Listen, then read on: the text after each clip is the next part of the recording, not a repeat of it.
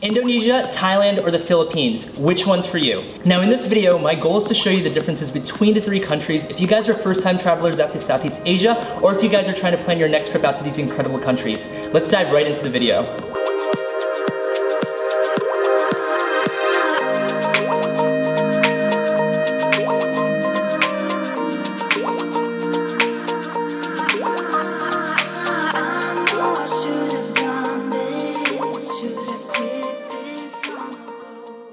Now welcome to my channel if you guys are brand new. My name is Christopher Lau, full-time YouTube travel vlogger who absolutely loves traveling out to Southeast Asia. Now I've been to the Philippines on 4 separate occasions, Indonesia on 4 separate occasions, and I currently live out in Thailand and I absolutely love it. Now which of these countries are for you? I feel after so many occasions of traveling to these incredible places, they're completely different and unique in an extremely good way. I want to break down the differences of these 3 different countries and why you should visit all of them in this video. So let's begin with the Philippines. Now if you're into island hopping, tropical vibes, and some of the friendliest people in the world, the Philippines is just the place for you with over 7,000 different islands to check out. Now to break down some of my favorite islands and some of the places to check out in the Philippines, let's start out with Siargao, which is rated the #1 island on all of Asia. Siargao is seen as Bali 5 to 10 years ago, but booming very, very quick.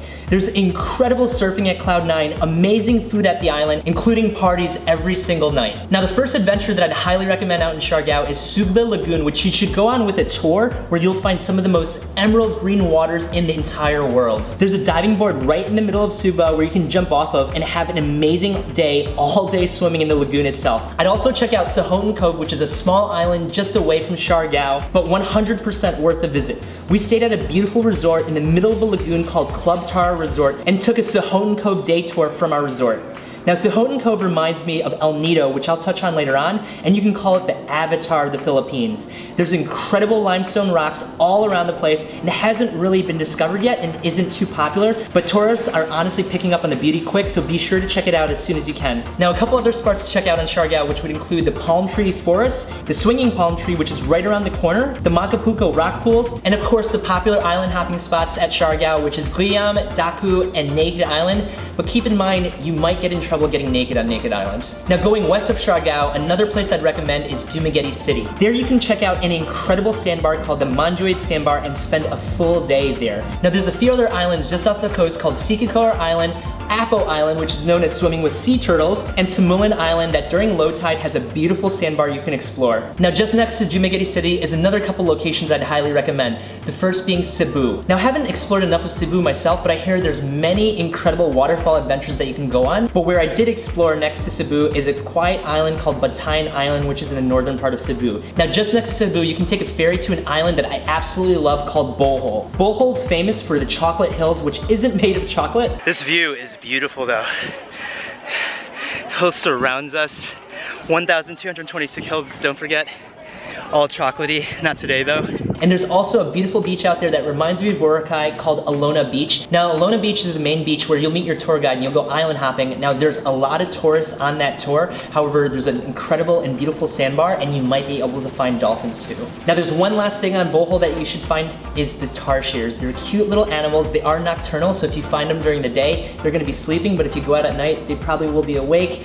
I don't think you can find them at night, but good luck with that, guys. Now an island that just recently opened back up that I absolutely love is Boracay. Boracay was shut down due to an island rehabilitation, but now it's reopened with less nightlife. It was known as a party island before, and now not too many parties are around Boracay. Boracay is known for some of the most incredible sunsets you can find, and arguably one of the most beautiful beaches and waters I've ever swam in on White Beach. I could literally spend all day on White Beach and waste time away. Now Boracay is super duper clean due to the island rehabilitation, although with slightly less activities on the island currently. On an island close to Boracay, on a couple boat rides away and a jeepney ride, which I'd highly recommend, is Romblon. The 2 main things to do on Romblon is island hopping, where you'll explore and swim in the clearest waters in the entire world, potentially, at least the clearest waters that I've ever swam in.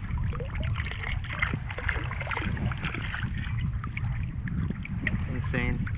And the famous and not too well known Bon Bon Beach, which is one of the most beautiful beaches I've ever been to.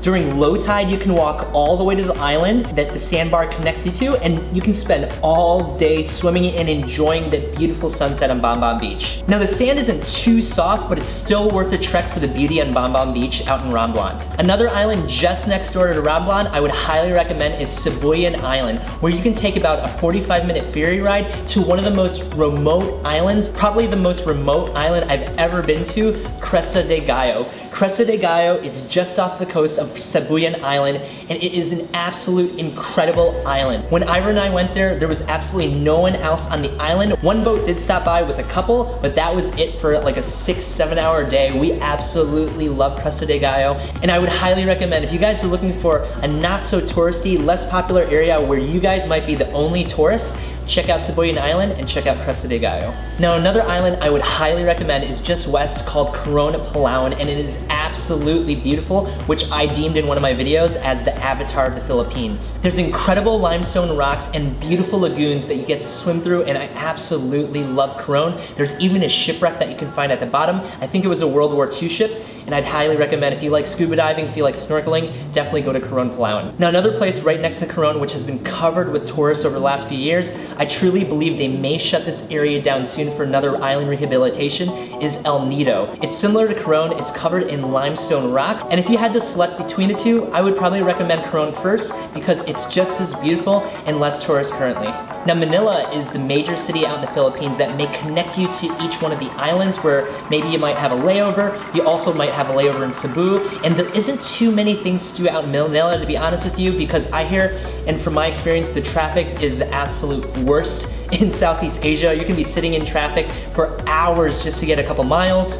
And if you guys are going to Manila, maybe the one thing to check out is the Taal Volcano tour, or you can actually go on your own, but definitely go a lot earlier so you guys beat the tourists out to the Taal Volcano. Now there's many other islands out in the Philippines that I haven't covered at all, including beautiful sandbars, but as you might notice, the Philippines is known for island hopping adventures, so if you guys love snorkeling, if you guys love island hopping, the Philippines is the place for you guys. Now the country that I want to dive into next is Indonesia. After traveling to Indonesia on 4 separate occasions, I see Indonesia as a relaxing but adventurous type country. You can explore around Bali, which is the main island you'll land on, and one of my favorite islands in the entire world. I absolutely love Bali. You can go surfing out in Canggu, after that eat some of the best acai bowls on the planet, experience and dive into the Balinese culture out in Ubud while trekking some of the most beautiful rice fields or seeing one of the most popular waterfalls out in Bali. You can go south to the Uluwatu and catch incredible cliffside sunsets, and there's a ton of beautiful 5-star resorts out in Uluwatu cliffside. And basically there's so many things to do out in Bali,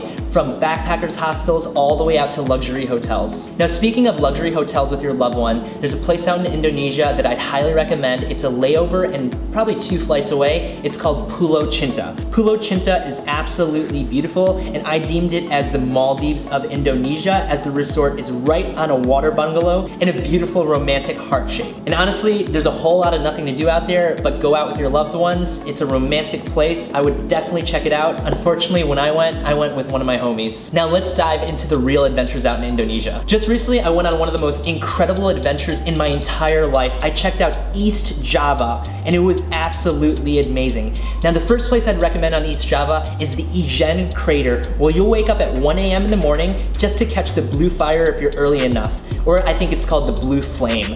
Now be sure to be somewhat in shape, as you have an hour journey up the volcano, then you have an hour journey into the crater at 3 a.m. and it's all worth the trek to enjoy the blue flame and the incredible sunrise at the blue crater. I would definitely recommend the Ijen volcano. If these drone shots don't sell you on going to the Ijen volcano, I don't know what will.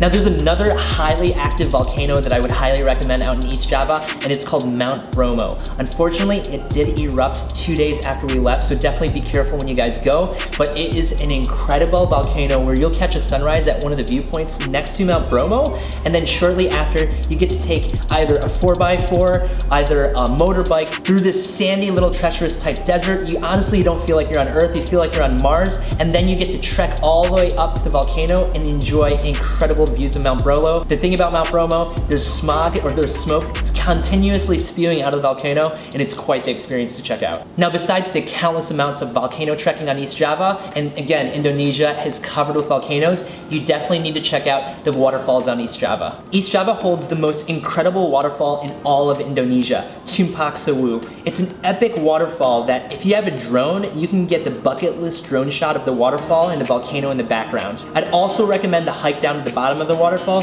which takes about an hour, and enjoy the power of the waterfall from below. Another waterfall to check out is Kapas Biru, which means blue cotton, and when we arrived there was absolutely no one there, so we had the waterfall all to ourselves. Now there's other waterfalls out in East Java, but we only had time for these couple. Now another incredible adventure that I went on in Indonesia on my most recent trip was out to Flores in search for the Komodo dragons. I did a 3-day tour, which I would highly recommend, where you check out some incredible beaches, Pink Beach itself, incredible locations, incredible and amazing viewpoints, and eventually, hopefully, you guys find the Komodo dragons. Unfortunately, next year, I believe they're closing Komodo Island because of some type of rehabilitation, and it's pretty much better for the island itself. I think they're only temporarily closing it, so keep a lookout for that. Overall, Indonesia has some incredible and amazing adventures to explore, from volcanoes to waterfalls to finding Komodo dragons, and if you guys are looking for an epic adventure, I would highly recommend go to Indonesia.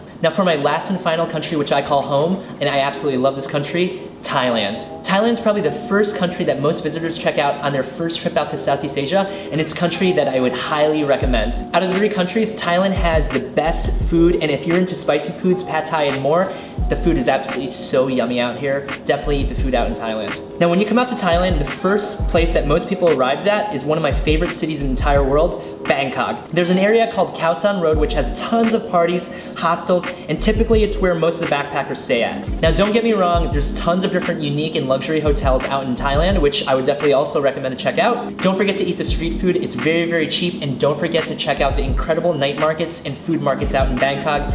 You won't regret it, I promise. Now the thing that I absolutely love about Thailand is the different vibes that the country has. You can go island hopping in the south, or you can go all the way to the mountainous areas in the north. Let's start you guys off with the islands in the south. Now the first island I would definitely check out if you're looking for a romantic type vibe is Koh Lipe, which is known as the Maldives of Thailand, for the aqua blue waters, super romantic vibes, and it's not that big of an island, but if you guys are going on a honeymoon, if you're going to spend time with your loved ones, definitely go to Koh Lipe. Unfortunately, again, I was with a couple of my bros on that trip. Now another thing that I absolutely love about Thailand is most of the islands are in a chain of 3 or 4 islands very close together, so you can easily take a super affordable and a super cheap ferry to each one of the islands. The first chain of islands that you should check out is Koh Kood, Koh Mak, and Koh Chang, arguably my favorite island in all of Thailand. Now Koh Kood hosts, in my opinion, the most beautiful beach in all of Thailand. Now Thailand also has some of the warmest waters out of the 3 countries we're talking about today, so be ready to feel like you're swimming in pee. Koh Mak is one of the lower key and slower type islands you can stay out in Thailand, and next to it is Koh Chang, which is absolutely, probably one of my favorite islands in all of Thailand. Koh Chang is the 2nd largest island in all of Thailand. There's a good walking street, there's a heck of a lot of nightlife, there's an incredible national park, there's beaches, island hopping, and more on Koh Chang. So there's a ton that you can do out in Koh Chang. I absolutely love Koh Chang because it's just a few hours away from Bangkok and just a short ferry ride away, and you can have all the adventures that you want on just one island itself. Now the next chain of islands I'd like to talk about is Koh Tao, Koh Samui, and Koh Phangan. Now I haven't been to Koh Phangan yet, but I heard incredible things about Koh Phangan, and I hope to go explore in the future. Koh Tao is known as a backpacker's island with many hostels and beautiful beaches. It also hosts one of my favorite viewpoints in all of Thailand, John Swan Viewpoint, where you can see both sides of the island and 2 different beaches itself. A little nervous, David? Just a little bit. Just be careful. All I do is die on my birthday. Be careful, fall forward, fall into these rocks. Jesus. Don't fall backwards. Tip of the day. Don't lean backwards, keep walking forwards. But yeah, what an incredible view. Don't forget.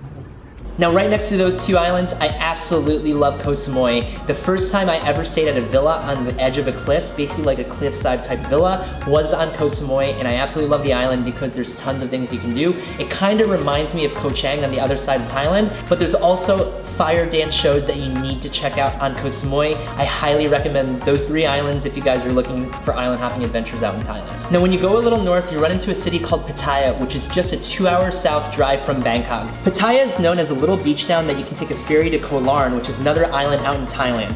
Pattaya has a ton of different nightlife, and one of my favorite villas in all of Thailand, Jomtien Pool Villas, which we're currently staying at right now. A thing about Southeast Asia that I absolutely love are the villas that you can get, and you can get a lot of value out of these villas. We're currently staying at the Jomtien Pool Villas out in Pattaya, where we have a 3-bedroom, beautiful villa all to ourselves with a full kitchen area, and the thing I absolutely love about villas is you have your own private pool. So if you guys are coming out to Southeast Asia, instead of staying at a hotel, staying at a resort, definitely stay at a villa, and if you guys are out in Pattaya, definitely check out the Jomtien Villa. It's close to the beach, and it's also close to the nightlife. I absolutely love this place, and I absolutely love the villas out in Southeast Asia. Now besides those islands that I just talked about out in Thailand, the most popular island that a lot of people probably hear about and know about is Phuket, which I wouldn't recommend. I went there once on my first trip out to Thailand. What I would recommend is if you guys have more time to island hop, definitely check out the other couple of chains that I was talking about, Koh Chang, Koh Samui, Koh Tao. If you guys have time to check out more than one island, take that over Phuket. There's a lot of tourists out in Phuket itself.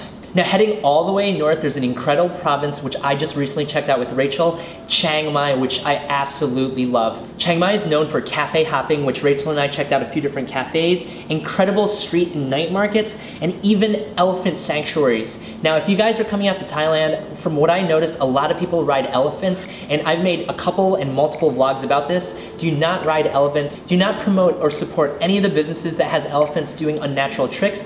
Definitely check out an elephant sanctuary out in Chiang Mai or anywhere in Southeast Asia where you get to bathe them and play with them and even trek with them. That's the better way to hang out with elephants.